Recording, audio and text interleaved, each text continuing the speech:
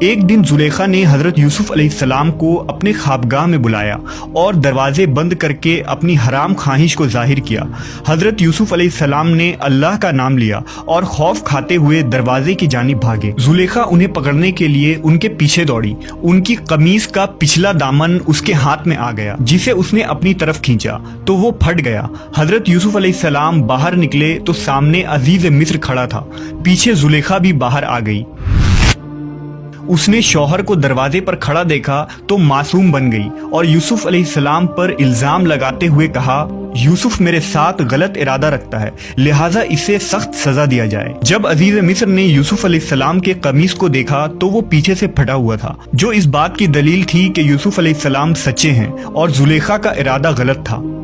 وہیں اللہ کی طرف سے ایک اور معجزہ سرزد ہو گیا اور محل میں موجود ایک دودھ پیتا ہوا شیرخوار بچہ اللہ کے حکم سے بول اٹھا اور اس نے گواہی دی کہ یوسف علیہ السلام پاک دامن اور سچے ہیں۔ یوں عزیز مصر کے سامنے سچائی واضح ہو گئی، لیکن اپنی بیوی کی بدنامی کے خاطر وہ خاموش ہو گیا اور بات کو رفع دفع کیا۔ یہ واقعہ آہستہ آہستہ پورے شہر میں عام ہو گئی، لہٰذا مصر کے لوگوں نے زلیخا پر طعن و طنز کرنا شروع کر دیا کہ عزیز مصر کی بیوی خود اپنے ہی غلام کے عشق میں مبتلا ہو گئی ہے۔ ان چرچوں سے تنگ آ کر زلیخا نے ایک بہت بڑی دعوت رکھی، جس میں شہر کی معزز خواتین کو کھانے پر دعوت دی گئی۔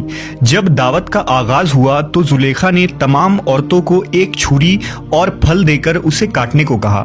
جب وہ عورتیں پھل کاٹنے لگی تو عین اسی وقت زلیخا کے حکم سے یوسف علیہ السلام کو بلایا گیا۔ جیسے ہی ان عورتوں نے یوسف علیہ السلام کے حسن و جمال کو دیکھا تو مدہوش ہو گئیں اور پھل کی جگہ اپنی انگلیاں کاٹ لی۔ لہٰذا اس کے ذریعہ زلیخا نے عورتوں کو سمجھانے کی کوشش کی کہ آخر وہ کیوں یوسف علیہ السلام کے عشق میں مبتلا ہے۔ آخر ایسے خوبرو جوان جسے دیکھ کر عورتیں اپنی انگلیاں کاٹ لیں، اس پر دل آ جانا کوئی حیرت کی بات نہیں ہے۔ اس واقعہ کے بعد ہر دن مصر کی کوئی نہ کوئی عورت یوسف علیہ السلام سے رابطے کی درخواست کرتی تھی، لہذا آپ علیہ السلام نے اللہ سے دعا کی کہ ان سے نجات مل جائے۔ آخر کار زلیخا کے لاکھ اصرار کرنے پر بھی یوسف علیہ السلام اس کی طرف مائل نہ ہوئے اور اس کی خواہش کو رد کرتے رہے، تو عزیز مصر اور زلیخا کے حکم سے آپ کو زندان میں قید کر دیا گیا۔ یوسف علیہ السلام کی اس دعا کا ذکر اللہ نے قرآن مجید میں بھی کیا ہے۔ یوسف علیہ السلام نے کہا، اے میرے پروردگار، جس کام کی طرف وہ مجھے بلا رہی ہے اس سے بہتر تو قید خانہ ہے۔